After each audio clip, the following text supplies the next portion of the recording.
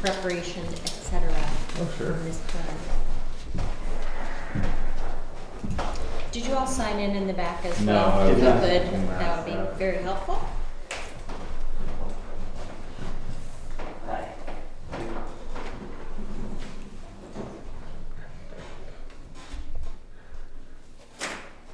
Hi, Emily. Hey. How are you? Good, how's it going? Good. Oh, hi. Hi. Hi.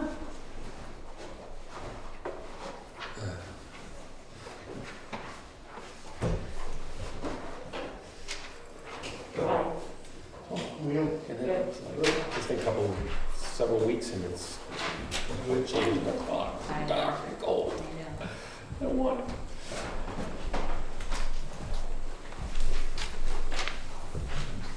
There we go. I was waiting for John to plug in. And Frank, part of the reason I didn't respond also was I wasn't quite sure, since it's a public thing, as the, I get it. yeah. I know, I'm not even quite sure what I'm doing anymore when I send stuff out. It's Hi, like, John. should I do that or not? Yeah. Because I did want to respond, but we first talked about the conservation, we didn't go away. But All right, we're going to start. it's It's 3:30. 3:31. We're like, I will call the meeting to order at 3:31, and we always start our meetings with a pledge of allegiance. So if you would face the flag, and I will start us off. I pledge allegiance to the flag of the United States of America and to the republic for which it stands, one nation, under God, indivisible, with liberty and justice for all. Thanks. All right, so we have, John Allen is on the phone for our Zoom call with us, so just, he Oh, is you can't right see here, him, that's right. down here. Hi, John. Yep. Hi, John. Hey, Okay. good vote. We will have the minutes from the last meeting to approve at the next meeting. So we're actually going to skip right over that, that approval. And then we're going to move on to item number 4, which is the Conservation Commission. If you guys don't mind, I'm going to take 2 really quick other conversations first, and then we'll do yours just so we can go over this. What I hope will be easier conversations. Emily, do you want to give us an update on as the Emergency Management Director? Sure. So I just thought it'd been a little while since I was here. Continue to monitor COVID stuff. The state, should I do Thank that? you. Yeah, that makes it easier. Thanks.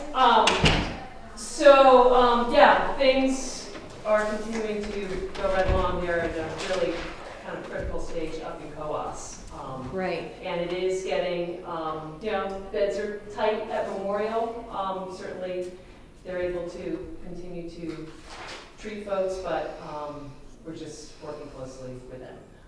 So, mask up, be smart, and see how things evolve. In terms of other updates, I have been in touch with Courtney Jordan, our field supervisor at the state, and it looks like the funding is all set for covering the emergency operations plan. Frank, I know you were willing to be the representative on that.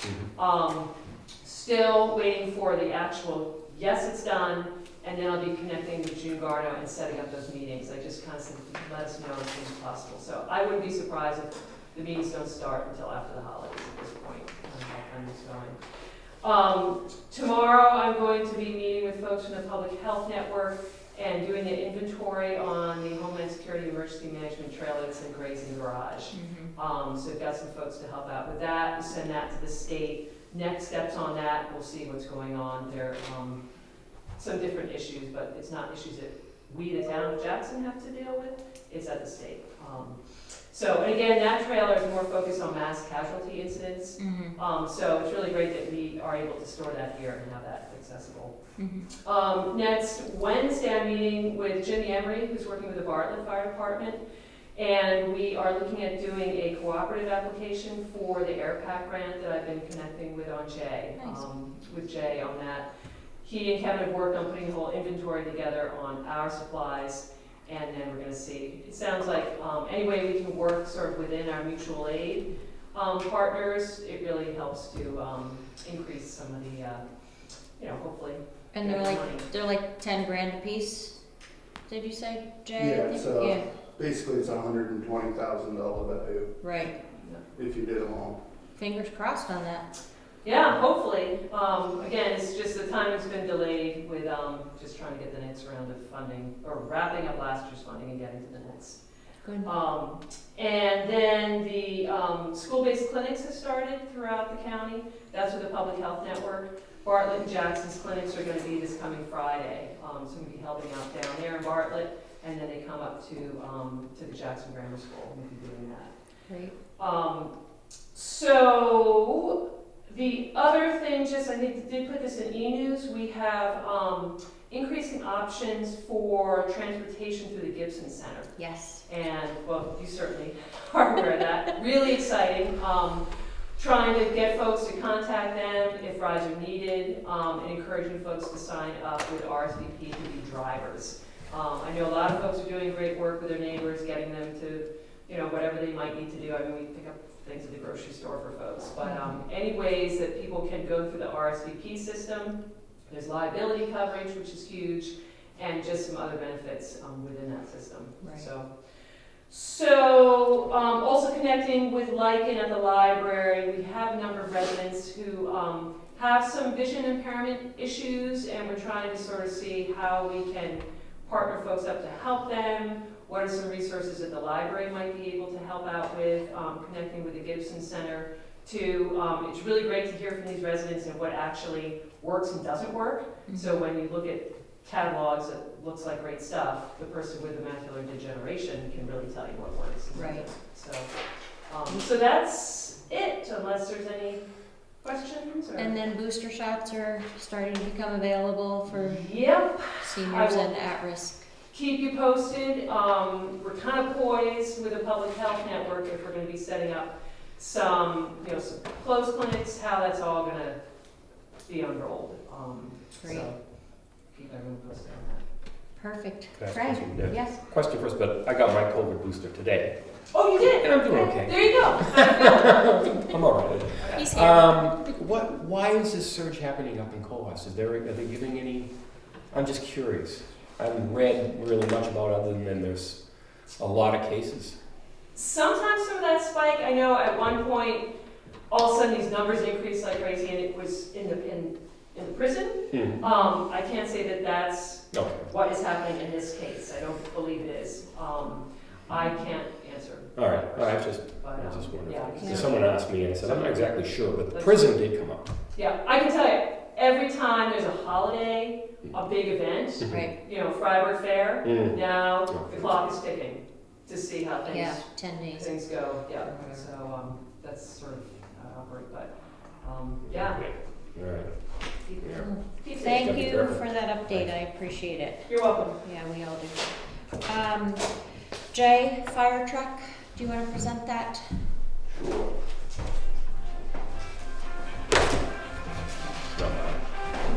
They all sounded like, Fred, I asked you to come here. Yeah, You. you're in trouble for that. All right.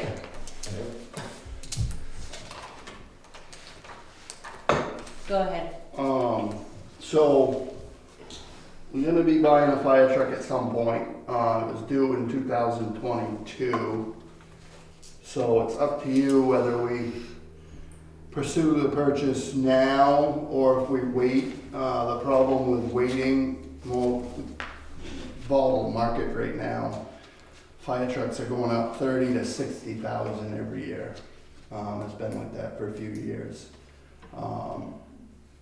January 1st is going to be an increase. So the short story is the same as the loader discussion you guys had on the loader for the town.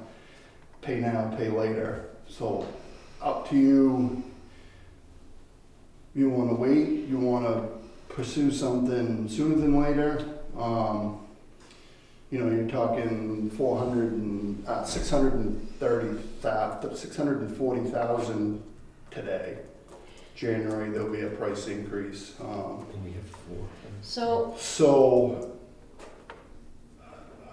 I got no issue waiting, but it's just going to cost the taxpayers more money if we wait. when you and I talked about this the other day, though, we knew we had $484,000 or $424,000 in our capital reserve fund already. 480, I believe, 480, somewhere, 480, And then 500. we're putting another 60, I'm 80 sorry, 80 in for the next 80 has been the 2 years. normal.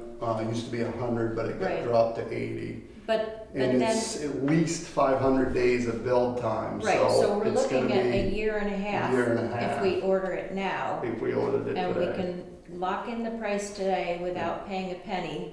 And it don't have to be today. We And got it doesn't have to say, we got, but we January. we can order it before January 1st yep, and lock in the price at $640, knowing that if the funding gets approved through the next 2 meetings, town meetings, yeah. and stays stable, that we'll be able to pay for it when it comes in 2023. So, So I'm still working on getting 3 prices. I got waiting on one, which I don't expect to be the cheapest. right, The company that we've been using, Lakes Region down in Ossipee, right now they're the lowest. And it's pretty much spec for spec for what we want, very similar to the truck we last bought, just bigger. So that's kind of, it actually, I was expecting it to be 700 in 2022. So I was happy to see it come in at 630 something. and the other thing is, this is replacing the truck that's 30-plus years old, that Yep. only a few people can drive. Yeah, And, we're- and the hose that you're getting included on this quote is, It's the truck's pretty much equipped because we've got some outdated hose. and the hose, large if you bought diameter, it, if you bought it by itself, the, 10 grand probably. at least 10 grand. So by doing this and presenting it as one order with the hose included, we're not looking at a $10,000 expenditure in the near future to replace that. It would be included. Frank, any thoughts? John dropped off for some reason, so any thoughts on this for you? First of all, just give us a real brief description of what we're buying, in case there are people that don't. It's a bigger truck, biggest truck we have. It's kind of our tank truck, but it's not just a tank truck. It's multi-purpose. It goes to all the mutual aid calls. It's second truck out. It does a little bit of everything. We probably use it more than any of the other ones. So that's which truck it is. It's a 10-wheeler, hauls significant amount of water. The hard part for us has been building one that is short with all the regulations today. We're going from a standard to an automatic, which makes it a lot easier for people to learn how to drive. Right. We're way down on, every year we lose people that are qualified drivers on the standard.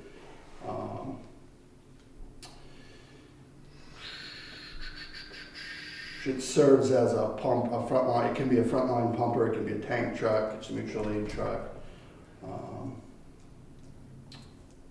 Due to Jackson's topography, stock, off-the-shelf, inexpensive fire trucks that might work out in the flatlands of Iowa don't fit Jackson with our topography. So that's what makes it a difficult truck to build and spec and get it exactly the way you want it.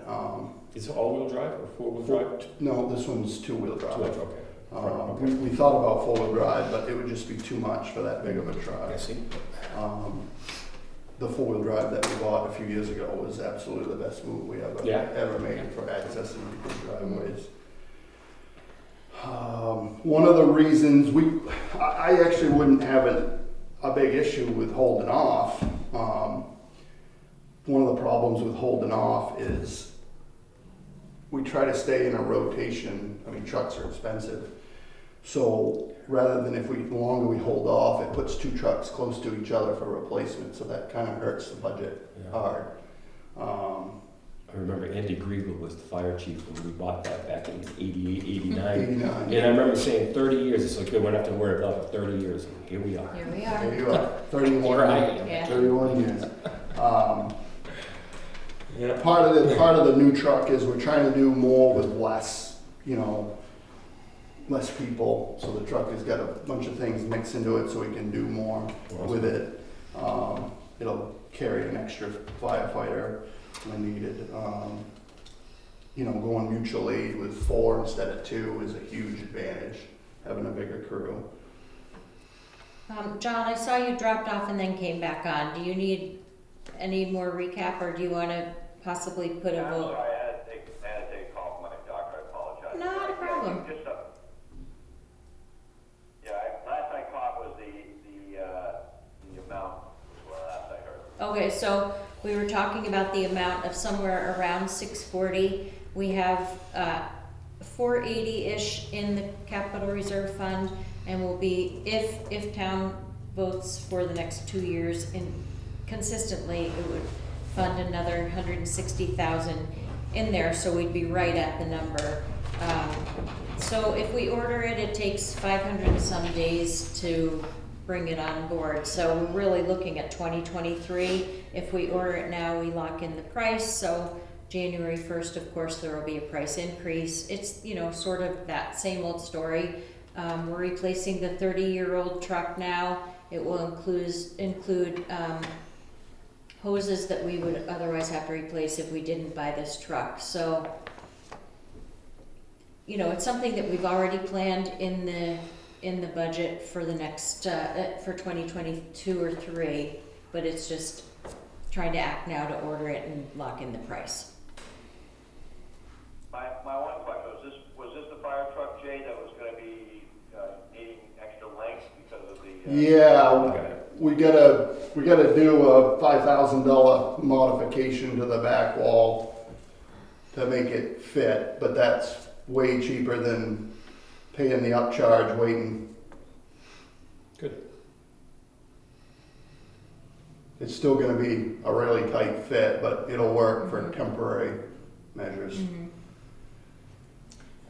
That was my concern, 'cause I thought we had, What do you looking think? into doing the fire station to accommodate that this truck. Obviously, it's going to be a while before that happens. Yeah, we got time to make the hole blowout in the wall work and look at, and see what happens with the building stuff in the future here.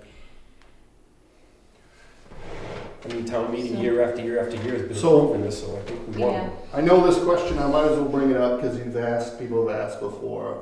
We always ask why we need 3 trucks.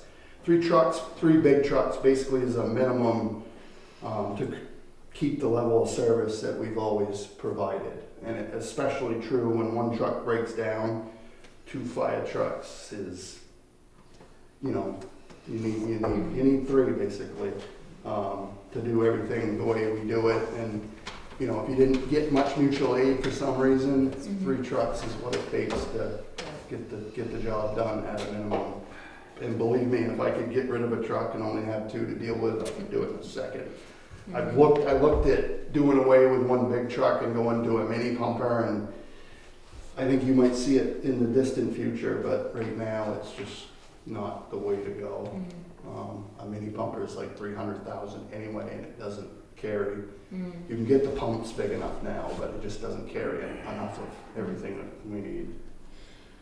I'm personally in favor of ordering it. What I'd like to do though, versus doing a motion and a vote today, is have you get your quotes together and bring this back. It gives us some food for thought for sure, and if we have any other questions. John, did you have anything else that you were thinking? No, that sounds fine. Frank? No, I think the way these numbers have been laid out and what we're doing here, I think what Yeah. you suggested is the best thing, but moving forward, I think, no problem. Yeah. Yeah, I'm waiting on one price from E1, which I know isn't gonna be the cheapest, so, HME, which is the company we've worked with, is like 630 some thousand once we get finalized. The E1 I know is gonna be above 640. It's gonna be probably in the 680 range, and then Pierce is 720, so I pretty much just need to do a little more touch-ups on quotes and estimates and get it, to make sure this is exactly what wanna do. Okay, yeah, if you can, let us know whenever you wanna be on the next agenda for this, and hopefully if there are any other questions Yeah. arise, we can come up with that. Go I ahead, just Frank. have one, because we brought this up, and I was talking to Emily about it, and I'll talk to you about it, because you mentioned to me about Bartlett getting 50% for a fire engine Yep, in a grant. Is there, I looked Yeah. at, Peter could talk more about that, but I looked at a USDA grant, pretty heavy, a couple weeks ago, for building.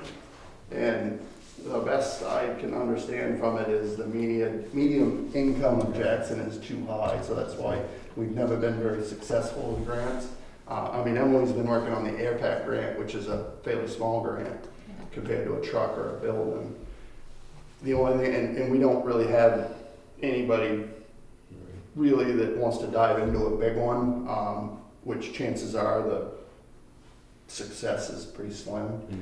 You know, I mean, if you wanted to hire somebody to really get down and dirty and serious with grants, then we should explore that. But the little bit of research I did just a few weeks ago was discouraging. would it be helpful to have, Is that right? Pete? Are you talking, you're asking me? Yeah. Yeah, I mean, the ratio that they use for small towns really isn't fair. The bigger your town is, the poorer you can be. Right, So if we were in a large municipality, we would be close to qualifying. But since we're in a town of under 2,500, we're in the highest category for some, it's just the way the USDA does their analytics. And since Bartlett's over, that part of it is Bartlett's in that next category because they're a bigger Right. town, and their median income is lower than ours. So I think they just make it, and we don't just make it, because we're at 130% of federal poverty, and for us to qualify, you have to be at 60% of federal poverty. so we're close. No, I'm just kidding. Yeah. Not close. No. Yeah, but I think it's worth exploring always to see if absolutely. anything else pops up. We're So always- we we're always have looking. looked at should we it, ask, looked at it. should we have somebody from, is there anybody from Bartlett that maybe could help us a little bit? I'd be glad to talk to somebody there. Just who would be like the lead, who took the lead on it? I'm just curious, On the just to fire double truck check. thing, it was somebody in town that actually worked for USDA, I think. So. I don't And this know. is at the Cold, local, not quick. this is at the local USDA office. It's, Yeah, we get split with Vermont, so they don't know us from anybody. The Vermont office handles, Montpelier handles New Hampshire and Vermont, so it's they have a big service area, so we used to have a local contact at USDA, but they're pretty much gone. all right, so the plan is to come back to us with your recommendation on Yeah, I think probably vendor and. late November, early December, we'll have to, the quote is good for, it's good for one, looks like the one I've got right now is good for, I think it was 90 days. Okay, So that's putting us, we've well, got, don't wait, We'll make yeah, sure don't we wait get- till the we end. get- yeah, we can't miss a meeting Yeah, Yeah. in November, so. okay. Thank you for the prep work Yeah. and the information. I appreciate that. Just one quick Yep. question. John? If we don't meet it economically because of our income level being too high, do we meet it in terms of like a senior citizen discount or average age or something? Yeah.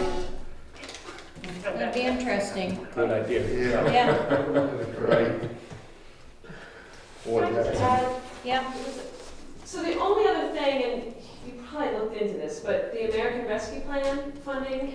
Right. I mean, I was thinking of ARPA funds. Yep. This is as we're looking at those funds coming down, we do have the timeline in terms of when to be spent, but I don't know, I keep kind of wondering when I hear some different things that towns are thinking of, I sort of wonder. Yeah. So, We haven't had any input from anyone in town as far as taxpayers and residents that I've heard of from Julie, and the okay. biggest thing that I've heard that's common is the broadband initiative, which That's huge. huge, huge, but you know, we don't have to dedicate all of the funds to one initiative as well, so, Oh, you know, definitely not. yeah, we don't probably want to do that. So this is a great thought for that too. And again, we don't have to spend those funds until 2024. We have that long, so that would be something that we can do. And I think we have $94,000 to play with there, so. Can't buy a truck, but it can help. So I don't know if you want to tentatively schedule something first meeting in December, Sure. just as long as we don't all of a sudden get into the holidays and Yeah, start missing at meetings. either the 2nd in November or the 1st in December, but yeah, Okay. sounds good. All right, thank you very much. That will cover the fire truck, and then thank you again, Emily. And so we will move to the Conservation Commission. Thank you so much for your patience, guys. So we have Jeff Sires and Ken Kimball here to present from the Conservation Commission. Yeah.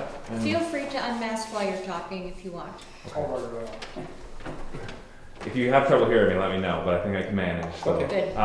yeah, thanks for giving us some time today. We're here primarily to talk about the Prospect Farm General Management Plan that the Conservation Commission has been putting together for the last several months, really since last spring. I think Ken has been doing research and compiling information that has gone into the document that was provided to you a couple weeks ago. And so hopefully you've had a chance to look at that, and I think we're here today to answer your questions and talk about finalizing that draft so we can move forward with some public hearings and look at getting it on the town warrant in 2022. So Ken is really best prepared to present that, but real quick, I just wanted to get confirmation on one thing related to Prospect Farm. Historically, Rick Davis has done some annual mowing up at the fields and viewpoints up there, and I just wanted to get confirmation that that's okay to be paid out of, it's typically been paid out of the highway budget Yes. in the amount of $1,600. I think it's typically about what it is. Yeah, and I don't see any reason to say that that wouldn't be done continually. Okay. And you can't beat that. Great. They take great care of it, so. Yeah. Yeah. So I'll let Rick know he's all set to go with that. Yes. Okay. Great. With that, I'll turn it over to Ken. I also wanted to say, I loved the document and learning about Prospect Farm. It was really good history for me, so, It's good history for all of us. I think. yeah, amazing. Let me, I'm gonna unmask you, I think it'll be easier. What I'll try to do is do this in 3 different parts. First is just the evolution and content of the stewardship plan, which Jeff just started into. Then we can go into the policy recommendations, and then the last part is talking about next steps about timelines to get it on to the town warrant and the process that the commission had talked about. Knowing that you've read this, I'm not going to go through point by point, but I think because others may be on the Zoom call or whatever and not had a chance to read this, it is important, we thought, when we put this together, to first go back and just ask, because this land was donated to the town, and the town voted on it. So we wanted to go back first and ask ourselves, what's the history of this property as it moved from Mrs. Baker's ownership over to the town? To honor the reasons why it was actually donated to the town, and the reasons that the town actually had a warrant article to vote on it. And use that as sort of the base from which we would build a stewardship plan, as opposed to just putting our wishes on it and then trying to go backwards. And the interesting part about it, I think, when we went through that history, is that this was actually donated to the town for recreation purposes. That, I think, is pretty clear when you go through this whole record here. And also in her wish was to have it operate in parallel with what was then called the Forest Reserve, which historically then becomes the White Mountain National Forest. So that's the basis from which we put this together. Now, I do want to point out that in 2003, the Conservation Commission with the Selectmen put together a forest management plan. And with Selectman Dick Bennett came back to the commission and said, you know, it's about time to update the forest management plan, which it was. So that was updated in 2020. But as we looked at it, we realized it really focused primarily on forest management and just touched on recreation, because that's not what that, when Tim Nolan was hired to update the forest management plan, it was not his purpose to develop a recreation management plan. So with that, we then proceeded ahead, and Jeff actually put together and got a questionnaire out to the town through Jackson E-News. And we used that also as a basis to try to figure out what were the recommendations that we were going to put forward. And as we put these forward, we also went through and took a look at the prior votes that the town had made on the management of Prospect Farm, and wanted as much as possible to build on those as opposed to just simply saying, let's do away with it. And I think for the most part, when we looked at them, they made a lot of sense. The one thing that we did find, though, is that they were scattered all over the place. So part of the purpose of this document also was to take all the prior votes that the town had taken and try to put them together so that we had one coherent plan, as opposed to people saying, this is the way I perceived it, because in some cases, something had been voted on and then in turn voted down in later town warrants, and then voted back in snowmobile being a quick example of that one right there. Right. So that's basically the history that goes through this, and I don't think I need to go through the rest of it, but if you read her will and you read the town warrant from which it voted to accept this property, I think it's pretty clear how and why this property came into the town's existence. So with that, and then we did go back, as I mentioned, and took a look at warrant articles that have been passed by the town. They basically were four, and I think you will see for the most part that the recommendations that we make here build on those as opposed to eliminating them. I think the only one that would change here is the town had voted no snowmobiling unless there was a separate snowmobile trail system up there. Then later they voted not to allow snowmobiling, and then by town petition, it was voted again to have snowmobiling up there. However, the original warrant in 1972 also said there would have to be a separate trail system. And, you know, when we, in the Conservation Commission, we discussed this at some length, but it's, there's sort of several reasons why not to have snowmobiling up there. One is your surrounding landowner, Mr. Valentine, does not allow it, and yet he controls much of the front access. And number two is, though snowmobiling is allowed on parts of the White Mountain National Forest, it's not allowed in that section up there. And this is not actually 500 acres, it's 450 acres. So it would be very hard to have a snowmobile complex up there. Can I just ask, Yep. when you talk about snowmobiles, but it's really all motorized vehicles, correct? That is correct. That's Okay. where and we'll get into a little bit about e-bikes in Okay. a second, because that becomes a question of Yeah, are they motorized or are they not? Right. But we did look up, and well, I'll get to that when Okay. we get to that particular point there. And then in addition, in the winter, parking is somewhat unusual up there, because the parking that is provided was actually, the Selectmen had worked very closely with the White Mountain National Forest. Summer parking was actually a revised parking lot that was built for 6 cars in concert with the White Mountain National Forest to serve the trail system that broke out onto the White Mountain National Forest system.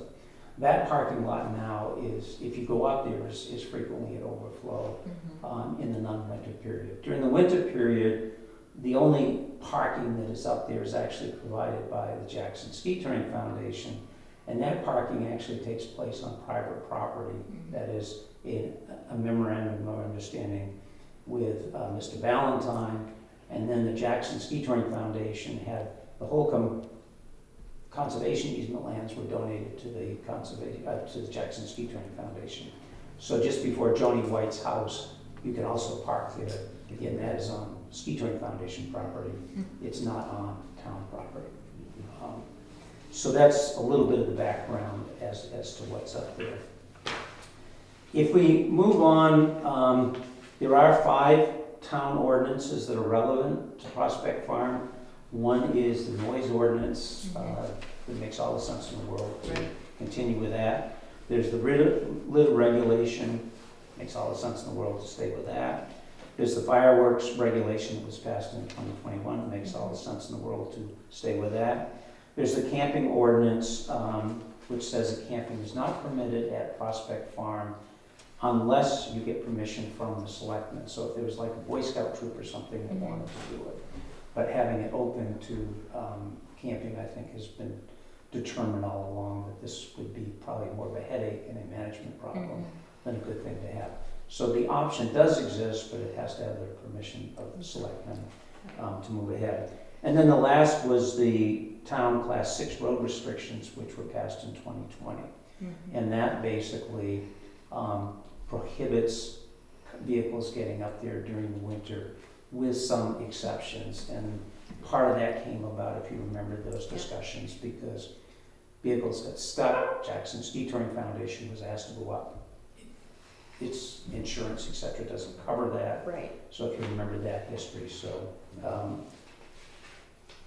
that's where that is. So with that very brief introduction, I can move into the management recommendations here. And I'll take a step back for a second and say that today is not to ask for your formal vote on it. It's to ask for your input so that we can go to a public hearing. Right. Because it's after that that we think your vote should then come before it goes on to the town warrant.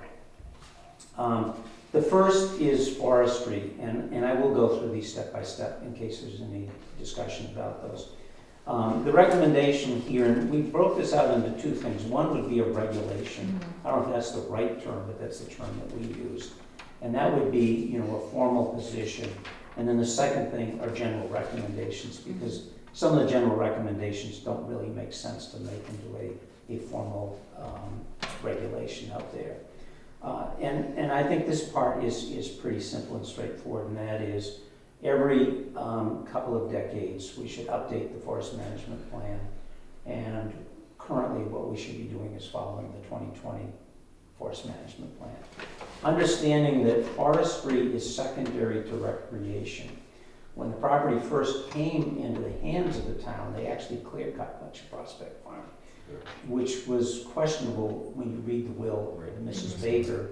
On the other hand, it generated the funds that's now part of the Baker Fund, which is used to help manage some of the Baker trusts up there. So the policy here would basically be to have a forest management plan that's developed by a professional forester, and whatever monies came from forestry would go into the Baker Fund for the continued management up there of Prospect Farm. So that's the forestry component. The natural ecosystems and wildlife component, this is really just a general recommendation, and that would be for the Conservation Commission to move ahead and hire a professional ecologist to do a survey of the natural resources that we have up there. It is touched on in the forest management plan, but that's not what he was hired to do. So if we found out that there were rare and endangered species or something, then we could essentially modify plans to try to take those types of things into consideration. Or some wild blueberries. Yeah, just wanna get the false. Yeah. You never know. Stump dump, and I know that Frank sent me an email and that I wasn't quite sure how to respond, and we've had a lot of conversation about it. Currently, the way that it operates up there is you have the parking lot, if you're familiar, as you go up the Bog Brook Trail, and then you have the gate. And then you actually continue out for another 100, 150, 200 yards before you actually hit the boundary of the Forest Service. And that, if I understand it correctly, was the stump dump is after the gate so that you could control who went through to go to the stump. The problem that we see with the stump dump up there is stumps have been brought in, and they brought in soil that actually have knotweed in it. So we have an infestation of knotweed up there. I'll give you a little bit of my background and the reasons why I think, and I think the Conservation Commission's on the same page here. I actually worked on developing the state's invasive species program for milfoil for aquatic invasives. We already know that soils that are imported in can bring in invasive species. It's not theoretical at Prospect Farm anymore, it's a reality that's happening. The second problem that you have is you have the drainage ditches, etc. So this is prime habitat for knotweed to expand out of there. You're in the headwaters of the Wildcat, and it would expand probably in both directions, up onto the Forest Service land as well as down along the drainage ditches. And when knotweed gets going, I mean, if you take a look at the parking lot on the west side as you're coming down to Storyland, there's a huge infestation. And as you know, we have a bunch of knotweed that has to be controlled periodically on the town roads here as well, or it can become pretty dominant. But you have a species that reproduces vegetatively. It's already been introduced up there once from soils that have been imported. And you have the drainage systems, etc. When you look in town, you see a lot of it spreading along our road systems. So you have all the makings for I think you can, it's still at a level there where you can control and eradicate it. But if you keep importing it and it starts to get going, then you move from being able to eradicate it at a location to you're just in constant management, because it becomes very, very difficult to manage it. Just like in a very short recap, why is knotweed so damaging? Because it spreads so quickly? It becomes greatly homogeneous and prevents other native species to exist in that spot. So it just takes over and it's It does. unmanageable. Okay, thank you. You've got a bunch along the Wildcat River. Yeah. Yeah, right down behind the Yeah. park down there. Mhm. That's why I was pointing out when you drive down on 16 across from Storyland's parking lot on the other side, you can see that whole area is just one huge Yeah. chunk of, and it's homogeneous, not wheat. And it Okay. does spread very quickly. The bees love it. Huh? The bees love it. They do, yeah. I know beekeepers who keep a lot of it around for that purpose in other locations, but they're controlling it. And then the second thing we would recommend here on the stump dump is to close the stump dump. There is a need to expand the summer parking up there. Right now it spills out to where it goes up the Wildcat Valley to Hall's Ledge, and they'll park right at that junction and then convert the stump dump into a second small parking lots. So you'd have two, and then request the Forest Service to move the gate out to the actual boundary of Prospect Farm. That's the recommendation in this plan. And then on your recommendation, you have to locate a new place for stump dump, because we did have the conversation months ago that we definitely need a stump dump in town.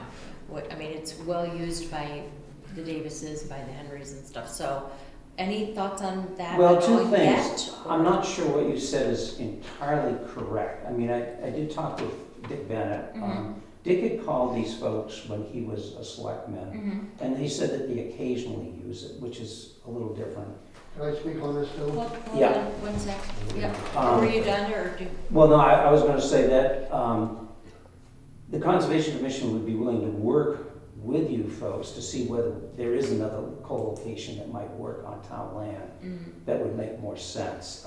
That's not to say that you could guarantee it, but the problem you have now is the town could end up picking up a lot of expense to operate that to control knotweed in the future. Right, because it's either there or there. I mean, the knotweed it's gonna show up in one place or another, so if we move it from Prospect Farms, it could show up somewhere else. So- That's potentially correct. Fred?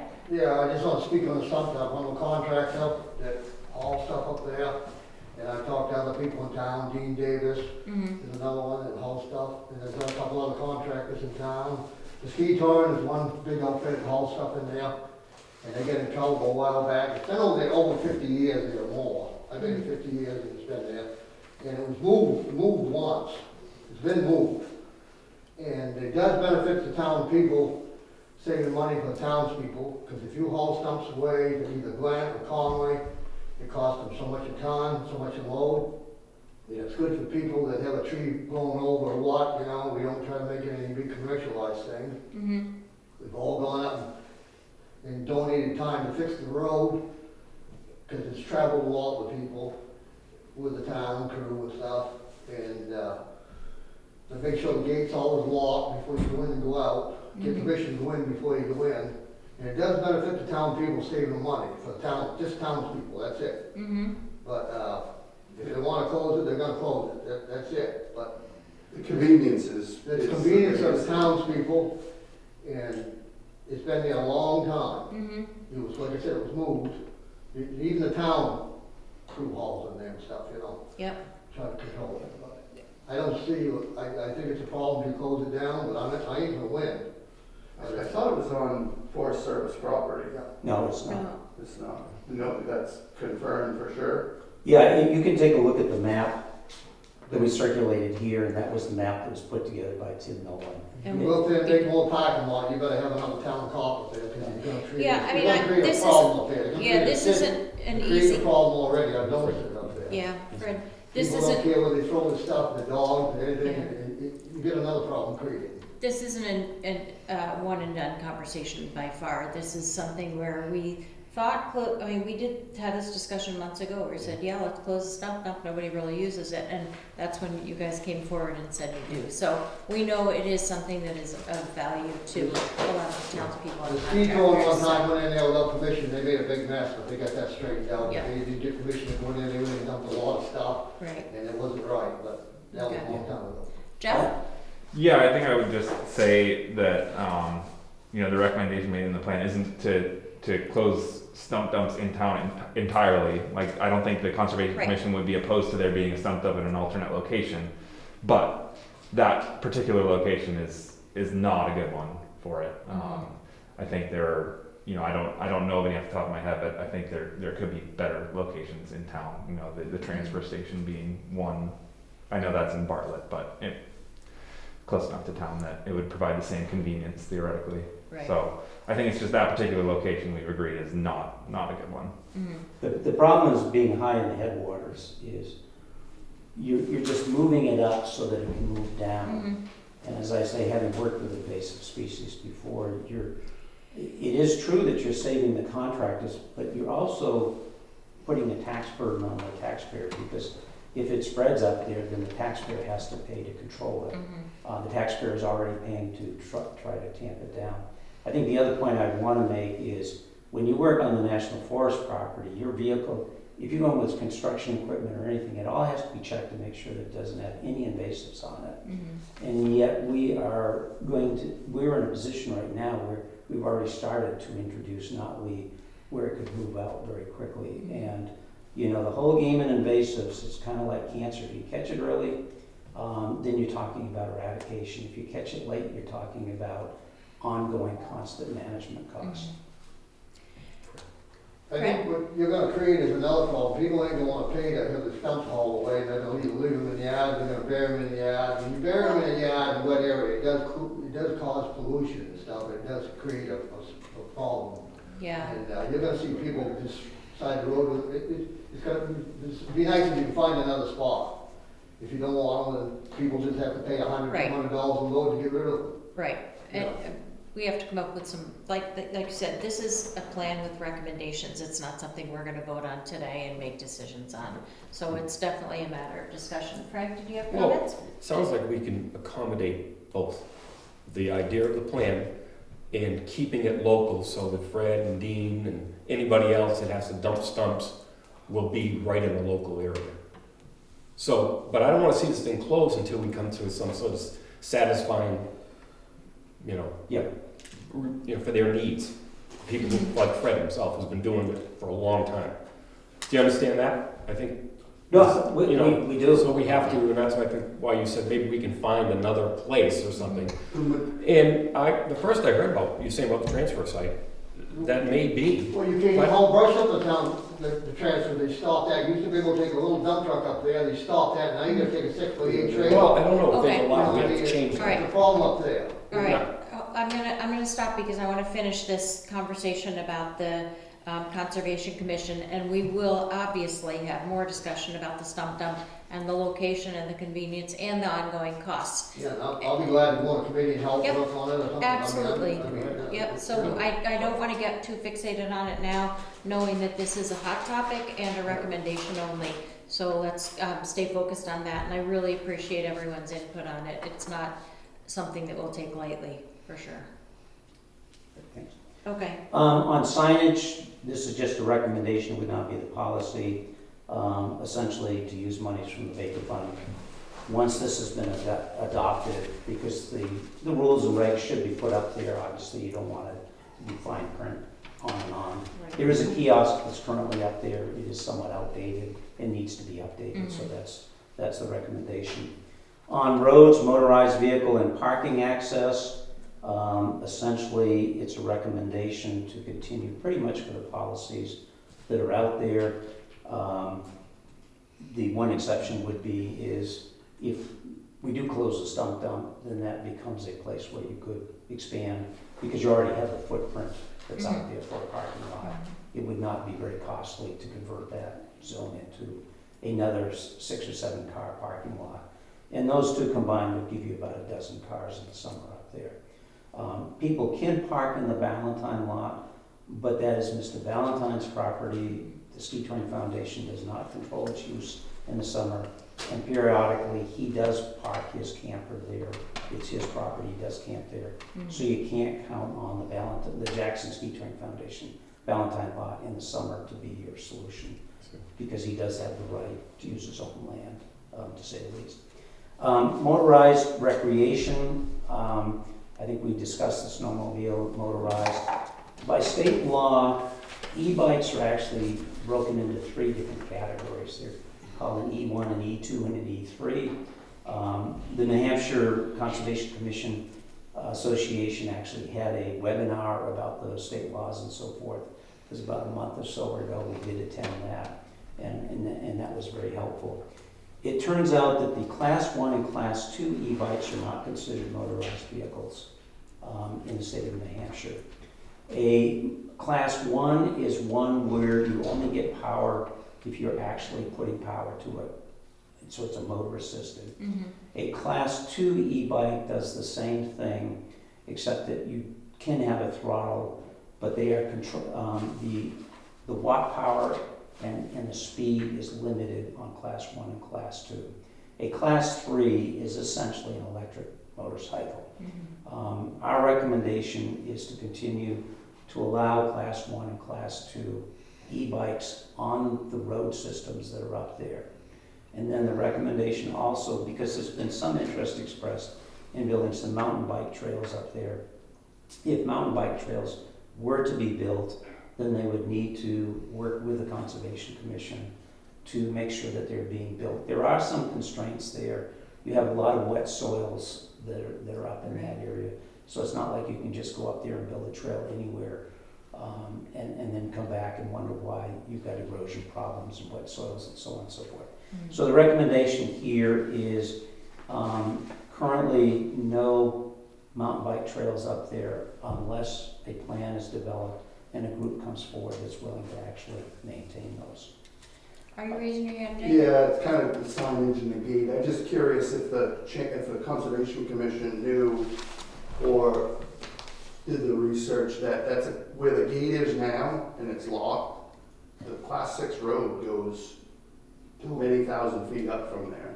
That is correct, and that is stated in here. Okay. It actually So goes, you guys didn't know, because I know, it goes to Hall's Ledge. It's my yeah, understanding. so that's technically a public way. And I know that that's been gated and locked and stuff like that, but technically it can't be gated and locked. It can be gated, but it can't be locked. Okay. It's a Class 6 public way, and I know Pat has a whole bunch of research on like how far it goes, and there was some discussion a year ago or so, I know it just got ignored about the fact that the gate was locked. And so Ken, is that, like you said, that's stated in here? All that's stated in here is the Class 6 ordinance that was passed, what did we say, 2021? That is specific just to the winter, That is correct. Right. That is specific to the winter. Okay, so but if there's a, basically in the summertime, Yeah. people could, I think the only thing that I would say about that is that once you get up to where the apple orchard is and you continue from there, that's A, it's extremely steep, and B, it's very, very wet. right? Yeah, I know state laws are very, very specific about Class 6 roads Yeah. for public use, and if anybody wanted to go up there, you're not gonna stop them from going up there. and I think the way that it operates now, I can be corrected if I'm wrong here, is a person, for example, needs to access their property up there.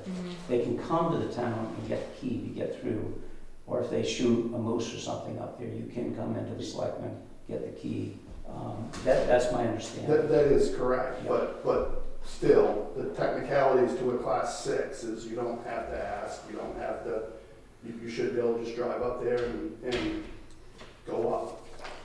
So that's something that we'll make sure is clear and follows the law. And I'll be interested because I tried to figure out when I went through the town records just what was a class 6 road up there. Because the town actually went to court on that issue relative to what is now currently the Lyon's property. And it does not hit his property, but there was a proposal to develop the 100-acre Lyon's property a number of years back, and the town said that class 6 road did not serve that property, it never touched it. But if you have landlocked property, you still have the right to withdraw timber, and the town has given them the right to withdraw timber, which has happened before. Was the way that I could reconstruct the history reading through the town records here. I never could figure out why the class 6 road went all the way up to Hall's Ledge, because there was nothing up there, and it doesn't continue through to the best that I could figure out. But Jada is correct. That's the way that it shows on the town maps right now, that continuation is class 6. How and why it got designated that way, I don't know. Well, so many of the old farms and the old roads, they had roads and they became class 6 roads. Yeah. I mean, it's like that everywhere. I mean, Yeah. Green Hill used to go all the way to Rocky Branch. Right up Green Hill and right down the backside all the way to Rocky Branch River. So I mean, it's like that everywhere. Okay. Overnight, so getting back to the biking, that was the proposal for biking. Overnight use and camping we discussed before, which is not permitted except for the permission of selectmen. Hunting has always been allowed up there, and our recommendation here would be to continue to allow hunting, understanding that hunters got to understand that Valentine does not allow hunting on this property. So you cannot park in this, and this will need a good education because a lot of people do use Valentine's property, and essentially abuse of those privileges could mean that he would close it off to a no trespassing situation, which would not be in the best interest of everybody.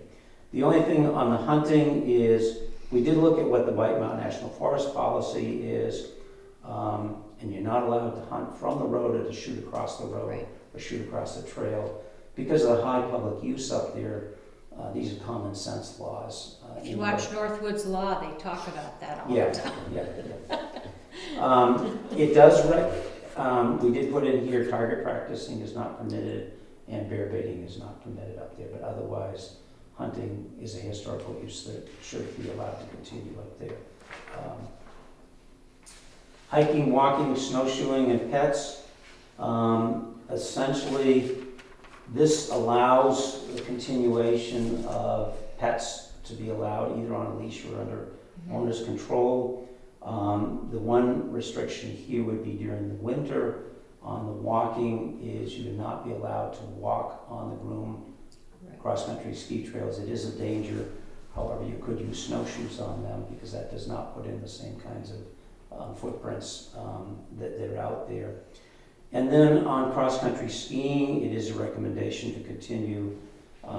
There is a lot of winter use up there. It is because it gets groomed, and the Ski Touring Foundation actually provides the parking up there. Our recommendation here is currently the Ski Touring Foundation comes with a 5-year renewal.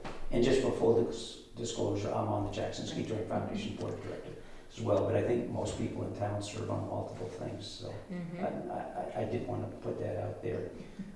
And it would be a continuation of if somebody from the town of Jackson, a Jackson resident, wants to ski on the town portion, they could go in and get a free pass, understanding that most people ski off of the town land onto the Forest Service land. I would say that 99% of your skiers up there and snowshoers actually leave the town property and they go up Boggy Brook or they go up the Quail Trail. The Ski Touring Foundation has a special use permit, and they actually have to pay the Forest Service for that. So they can't just give out free. But if somebody wants to cross-country ski on the town portion, there is the ability to go and get the free pass for that limited portion of the trail system up there. And then the noise, litter regulation and fireworks is the same. And then there was a recommendation made that put in for commercial use, any commercial use up there must have appropriate insurance and meet the general purposes of Prospect Farm, and they would need to get permission from the selectmen. So if somebody wanted to do a wedding venue or something like that up there, it doesn't say you can't do it, it just simply says you've got to meet these conditions and you must get the approval of the selectmen if you're going to do something of that type up there. And then we had 3 additional recommendations up there, which these would be goals to try to achieve. It doesn't necessarily mean you would. One is to explore if the owner of the 100 acres that's landlocked up there has an interest in selling that property. The Conservation Fund does, the Conservation Commission does have a fund which is funded by when land is taken out of current use. There is the penalty, half which goes to the town and the other half goes to the Conservation Commission. So there is money in the Conservation Fund. I took a look at what's in there and I looked at what the appraised value of that property. They're not way out of the line, but they're not the same dates, so you'd want to make sure that they align. If that owner was willing to sell that, it would allow to continue to put loop trails and so forth on the town property up there. If he's not interested in selling, such would be the case. The second would be a recommendation that the town consider negotiating a longer-term agreement with the Jackson Ski Touring Foundation. Currently, and I just give this as an example, the plowing goes up to where the turnaround is. It's a very short distance from there to the parking lot, and then the Jackson Ski Touring Foundation pays to have a private person come up and do that last little segment. Conversely, as Jeff just mentioned, the Ski Touring Foundation is up there mowing the roads and the trail system's up there, as it does with all of this trail system. You know, they might pick up those obligations. There's obligations like putting in water bars on the Class 6 road. If you don't have water bars in that road right now above the orchard, that road will deteriorate and become a huge mess. There are water bars in there now, but who's maintaining them? What's a water bar? Essentially, when you're very steep, which you cut a path across so that as the water comes down, it will pick up and then move it away from the road. Gotcha. You know, it's typical good trail management or good road management if you're not using it Thank you. very frequently. It's not to say that there would be an agreement that comes out, but it is a suggestion here that you might come up with a better agreement that would use the time when their staff is there and when, you know, doing the plowing or something of that Right. type to be determined. And then the last would just simply be is taking a look at Prospect Farm as we move out. With climate change, you know, your forest composition is probably going to change over time with a continued warming. I mean, here we are, mid-October, we haven't even seen a frost yet. Yeah. I mean, that's how much things are changing pretty dramatically. And then in addition, in low snow conditions, because of the almost 1,000-foot difference in elevation, and this is when the high demand happens in the winter at Prospect Farm, is down here, the trail system and the snowshoes does not exist because, and yet when you move up to Prospect Farm because of that 1,000-foot, and we are on the side where the uplift starts to happen, Prospect Farm frequently has a moderate amount of snow. So, as we look out into time, that's your buffer on low snow conditions. Is Prospect Farm is providing this past winter would be a classic example of your winter recreation. It's very limited with the exception of Prospect Farm. So the idea is to continually try to adapt and ask yourself where it is, but that means a lot to your local inns and that sort of stuff. Is there something or not? So those are the additional recommendations. Moving on to next steps, here's the purpose of today was to review the plan with you folks. Then potentially, if you're comfortable with this, the Conservation Commission could hold a public hearing at its November 1st meeting. We put this out, put it up on Jackson E-News as well as other places doing the formal process. And then, based on the input that came from a hearing on the plan, ask whether there's revisions that would be necessary, et cetera, to the plan. And here you can help me out, and then we would report back to you folks, because if it's going to move forward as a town warrant, it's best to have the selectmen supporting it and not opposing it. Right. When I looked at your schedule, it looks like in December you only have one meeting, which is the 28th, and there's none scheduled for the 14th. Julie, is that correct for the November and December meetings? Do we have It's in only December I was looking at. one in December? Hold on.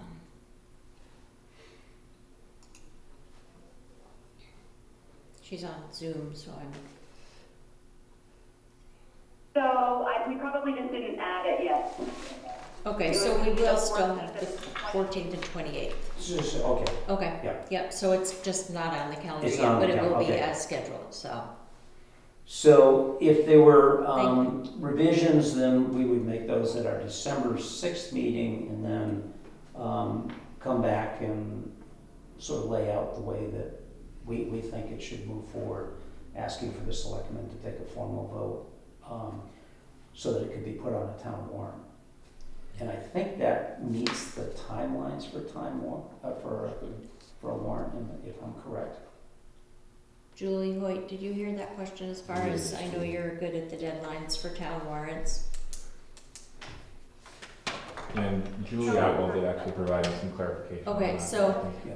if they were to present to the selectmen for support at the 12/28 meeting, Or the 14th. or the 14th meeting, sorry, the 12/14 meeting, would that give them enough time to submit a warrant article for the town meeting?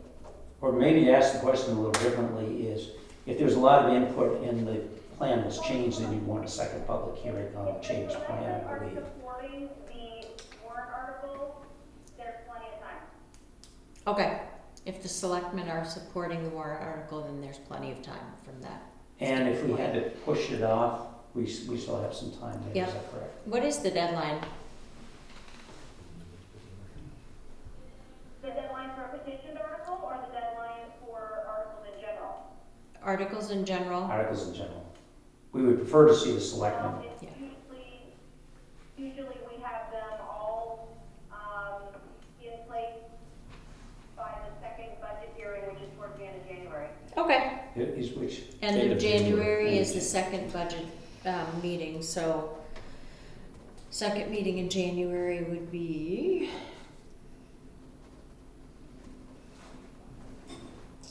January 25th, so at the latest. I mean, that's pushing it, so January 5th, 2022. Okay, so yeah, I think that allows for enough time. John, did you have any questions on all of this? I do not know. I think that stumped up is the only stumbling block, Yep. so to speak. Yep, I will agree with you on that. Frank, any questions or comments? No, I think we have to just resolve the stump dump issue. And I think it can be done. As I say, we can accommodate both sides and do the right thing. Yeah, and again, I think like you said, the original intent was recreational use, so, It's not on, Um, yeah, we need to find a resolution and a better option for that, so that's gonna be the big topic, but I really, I'm sorry I interrupted you, did you No, have anything else? it's big, but it's not you know, it's not a game changer. Yeah. Well, it's It very really well isn't. presented. You know, Yeah, you know, and I it's, think that, you know, what Fred and Jay had to say, a bit of history about it all, the people who use it, I'm glad they were here, you know, to talk about it, because they're, Mhm. as they say, they're involved. No, I think it's The just, use that is there. we're not opposed to it, but it's the wrong place. I know, you know, Yeah. interesting enough, though, it's been there for 45, 50 years, because Jay was, Fred was on the road crew Yeah. when Howard Kelly was the road agent, and he worked for him, he was dumping, 40, they 50 were years dumping ago, up there. we didn't have knotweed pervasive the way we Yeah. do. That's the problem. Right. Yeah, no, I Yeah, get yeah. I just know, having worked with the state, and how much money is spent now controlling milfoil. What, But yeah, again, that would be interesting to know, like you said, how much is the difference between, or, you know, what is the comparison between the eradication and the maintenance of it versus relocating the stump dump and that kind of thing, and justifying it that way. It's not gonna come out that one way is gonna be more favorable than the other, they're both gonna cost money, but what makes most sense besides the Once it cost? spreads, Yeah. good luck. You How can much see it. in town. how much was spent years ago when it was so invasive in town here? I mean, You're doing it, we're doing it ongoing, it didn't happen last year because it was a COVID year, right, according to Pat, they but didn't. what was it, like We, 10 years ago or and something? a lot of It these was people do not like spraying herbicides, which is, yeah, 2000? Yeah. Wow, was it? I would say 10 to 15. 10 to 15,000, yeah. it's not, you know, when you cut it, you're. No, I mean, Oh. you're spreading it, Yeah, right? yeah. It's like milfoil in a lake. Yeah. It's Yeah. vegetatively reproducing, so you Yeah. gotta, you're down to sometimes some heavy duty herbicide treatment. Right, and then you get that. How bad is it right now, Ken? It was treated up there, I think the last time the town did a treatment. Years ago. There are some stalks there, I cut off the 2019. flowering heads real quick when I was up there last time. Mhm. But the thing is, you don't know how fast it's already started to move out from Mhm. there.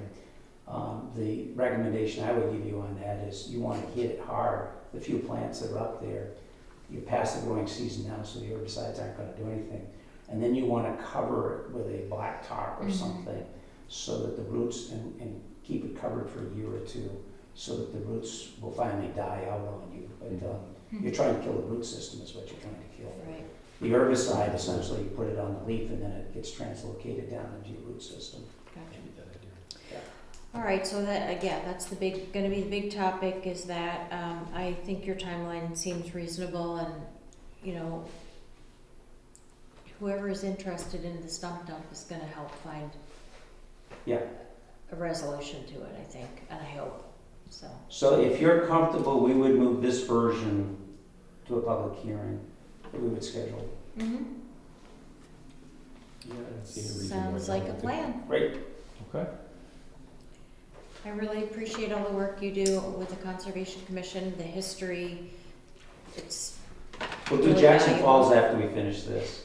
yeah, There's an interesting history there as well. I'm sure. And you know, as much as we hate signage, and poor Jackson Falls this year with all of its signs, you know, hopefully the proper signage and the proper education will help the conservation of Jackson Falls and Prospect Farms and all the other places we need to educate people. So, all right. Great, thanks a lot. Thanks Thank you very much. Yeah, I have to speak to another meeting. all All right. right, see ya. The next item we have is an intent to cut for, lot R12, L18, and that is, R12 lot 18 on Eagle Mountain Road, so I will take a motion to sign this intent to cut. Okay, I'll make the motion for the intent to cut under R12, L18 plus report of cut. Make the motion. I will second. All in favor? Aye. Aye. Aye. And there are signatures due here. Today is the 12th. All right, at the bottom. And then the next is a timber tax levy for map R12 lot L55-1, and we are collecting the large amount of $12.76 So I will take a motion to accept the funds for that timber tax levy. I'll make a motion to accept the funds for the timber tax levy. I will second that, make it $4. All in favor? Aye. Aye. So there. All right, the next thing is the extended liquor license from the Mallet Corporation. So they are requesting an extended liquor license from the Wentworth Golf Club to serve alcohol outside of their licensed area for 2 separate events on October 17th and 18th for a wedding and a memorial gathering. And what we have done is modified our agreement here to say that all tent walls will be closed during the entire time the tent is up while any amplified music is playing. And number 2 is that noise levels will not exceed 90 decibels as measured from the center of the tent, in the tent as measured by a calibrated decibel meter, and music will not be played any later than 10:30 p.m. So I am happy we added those. Okay, so they can, if there's no music playing, the They tent can could be put the moved. tent walls up, Beautiful. Yep. Sounds good. and I will take a motion to approve and sign that. Yeah, I'll make a motion to approve that extended liquor license for the Mallet Corporation. Is that where I'm at, right? Yes. Okay. John, are you happy with that? I will second. All in favor? Aye. Aye. Perfect. Thanks for that input. I think that helps it. Yeah, that's terrific. Good. A little more clarification. There you go. Real good. Okay. We still have 2 pending issues. The Gray's Inn Garage, do you have any update on that? Yeah, it's all cleaned out. It's all Done. cleaned The out. library's in there. Woo. The library has moved their books in there. Yes, they have. People are happy and Thanks to Pat Kelly going in there and getting everything out. awesome. Yep. We didn't have to have a garage sale, so to speak. We or- just kind of put things in different places, you know. Gotcha. There's some heavy cabinets, but anyway, it's done. Thank you for taking care of that. And then pending also is the Valley Crossroad Bridge, which I know we don't have an update on anything for that yet, so that was just last meeting. So that will remain on the agenda. We do not have any new short-term rental permits to go over. So under our pending category, we have the Carter Notch Inn, which we don't have an update on as far as they still said that they're going to be filing a conditional use permit, so that may be on the next agenda. And then the next under pending is the Schaffner property at tax map R14, parcel 52B, and we are filing a first violation notice of operating without a conditional use permit. So I would like to have a motion to file that violation. Okay, I'll make a motion to file a motion for the Schaffner property, first violation notice. Make a motion to send them a notice. I will second. All in favor? Aye. Aye. And the second one is for the Nani family here for V01 parcel 37B-8A on 20A Cottage Drive. And this is a first violation notice to them for operating without a conditional use permit. So I will take a notice to file, or a motion to file that notice. You want to make a motion, John? I'll make the motion to file notice for violation of short-term. I'll second it. Done. All in favor? Aye. Aye. All right. That is it for our conditional use permit and short-term rental section. Building and driveway permits, no new building permits this week, Kevin. No. Everybody must have been on vacation. Yeah, nothing like that. And then we have one approved driveway permit for Hanson on North Hampshire Ridge. Anything interesting there? No, but I believe the lot's for sale again. Or? Nice. It was just bought. Now it has a driveway. It's for sale, yeah, it's for sale again. Wow. All right, our upcoming meetings are Tuesday, October 26th at 3:30 p.m. and we will be having that via Zoom as well. So anybody that wants to attend live or in person or via Zoom can come to that. And then we will also have a meeting on November 9th and November 23rd, and most likely with a Zoom component as well. Does anyone have any public comment? Hearing none, I will like to adjourn the meeting at 4:49 p.m. I'll take a motion to adjourn. I will make a motion that we adjourn the meeting. And we are going to go into, second the motion? All in favor? Aye. Aye. And we are going to go into a non-public session according to RSA 91-